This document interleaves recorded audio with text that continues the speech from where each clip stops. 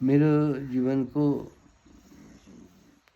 किशोर अवस्थाको एउटा फेज जस्तो बित्यो।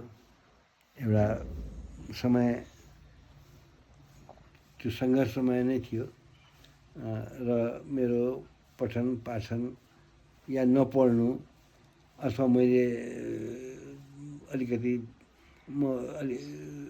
अब मैले अहिले म जस्तो छु त्यस्तो हुने लक्षणै थिएन, त्यस्तो लाग्छ मलाई।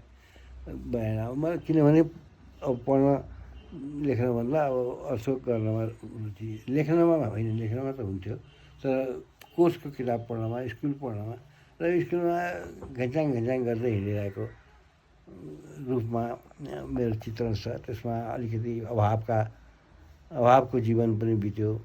अभावले बेफाइदा पनि गर्यो, फाइदा पनि गरेको छ। अब कतिपय मानसिक फाइदाहरू अनुभव बटुल्न सजिलो हो मलाई। त्यो मेरो जीवनको एउटा खास खण्ड हो जसले मैले यहाँसम्म आउनु मद्दत पनि गरेको छ फेरि। किनभने म लेख्थेँ पनि, गाउँथेँ पनि, खालि पढ्दैन थिएँ, त्यति मात्र थियो। त्यस्तो किसिमको एउटा जीवन थियो। अभाव थियो, गरिबी थियो, या अलिकति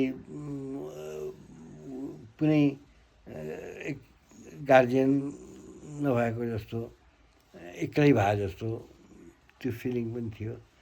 तिनै सब कुराहरू अभावमा जति मार्मिक मलाई लाग्यो त्यतिकै मार्मिक खाले मैले लेख्न खोजेको छु र हुनसक्छ मलाई लाग्छ पाठकहरूलाई पनि यो मार्मिक नै लाग्नेछ।